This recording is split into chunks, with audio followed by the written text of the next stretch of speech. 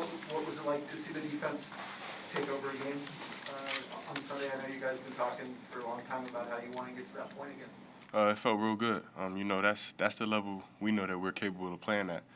And, that's why we were disappointed in ourselves the first game, because we know that we could be a lights-out defense. We just knew we had to come back this week or last week in practice, get it together, clean some stuff up, and go out there and fly around and have fun. We didn't do that the first game, so, it was good to get back to that. What's the key to maintaining that and being consistent and doing that week after week, would you say? Just continuing to just keep on focusing on the little things in detail in practice. We had a real great week of practice last week, and, we got to have another great week this week. When you prepare during practice during the week and you have great practices, it make it easier on Sunday. Eddie Jackson and a couple of other guys on defense, Jalen Johnson, both said that they heard a lot of the criticisms of the defense after the Rams game. How angry were you guys leading up to this game to reset yourselves? Oh, yeah, extremely angry. We all took it personal, just because of the simple fact that, we know we could be better. We know what we put out there wasn't Chicago Bears football, and it bothered us. And, we made it an emphasis all last week to come in, get better, and get back to swarming and get back to doing what we do. And I think, we did that on Sunday. It looked like you were giving some words to your team like a half hour before the game, before you went back to the locker room. What was your message there? Just letting them know this is our first home game in Soldier Field. Being around our fans, we weren't able to have them last year. And let's go out there and give them a show. We didn't play well the first game, but, we got another opportunity to bounce back and show everybody what we're capable of. And, I just wanted them to know that, and just wanted them to know that they were going to get everything I got. I was going to leave it all on the field. What did it mean to you, for you to be the one to kind of give that rallying cry before a game? You think about, fifth-round pick a few years ago at Delaware, and here you are being the one to get the team ready to go. Oh, man, it means a lot. It's something I'll never take for granted. Kind of like you said, I had to climb the ropes to be able to get to that position on this team. So, I take great pride in that, and, that's something that I'm forever grateful of. And I just want to keep on just keep on being a leader out there, keep on being a guy that, all my teammates can depend on no matter the situation. Did Akeem give you a grade on it? Was he satisfied with your Oh, yeah, he told me he was fired up. He said it turned him on a little bit, whatever that means.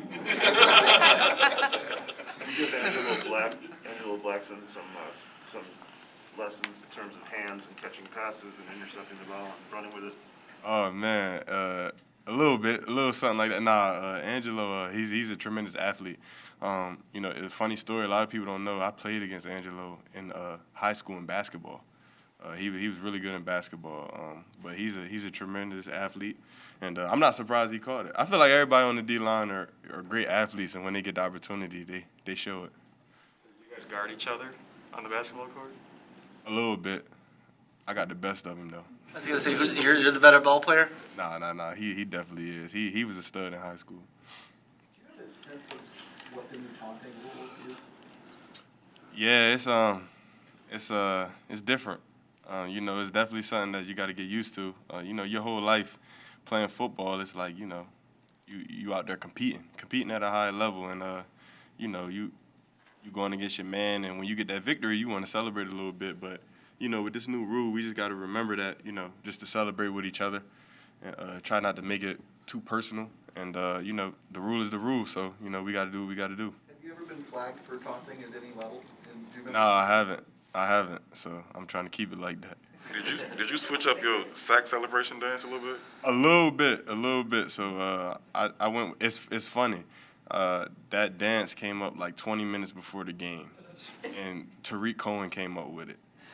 He tried to teach me it. I butchered it a little bit. Could have been a lot better, but shout out to Tariq on that one. His knees getting better? He's dancing now? Next question.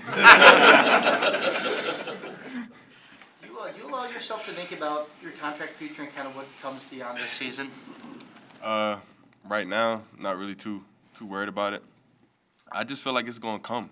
I've waited my whole life to get to this point, and I can continue to wait a little longer. I just want to focus on playing ball right now and just keep going out there and stacking games up. We continue to stack games and play like how we played on Sunday. That's going to take care of itself.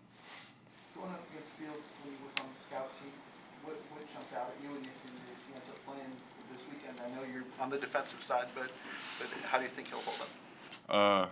Well, one thing I noticed just with him being on the scout team is he be putting the ball on a dime. Like some of the windows that he squeezes the ball into, his accuracy throwing on a run is like incredible.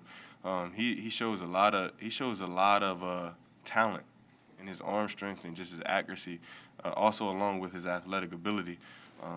So he's a tremendous player. He got a lot of upside. He's definitely going to be a dude in this league, and I'm excited for him. And I feel like with him we'll be in good hands. Do you sense the competitive fire that he has when he's running the scout team?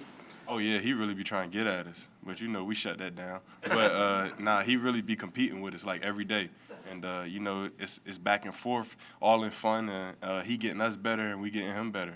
It's beautiful to see. Do you have any communication with Eddie Goldman, like throughout the week about, when you're playing his position, any notes or tips from him, any communication at all?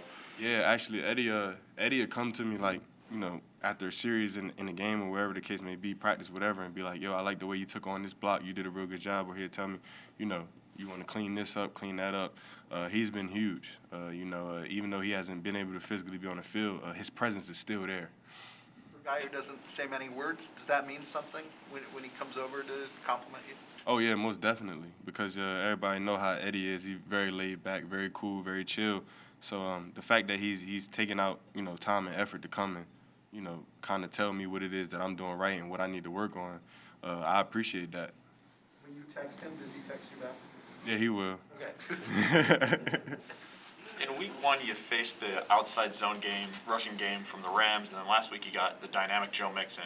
Now this week you've got the two-headed monster in Nick Chubb and Kareem Hunt.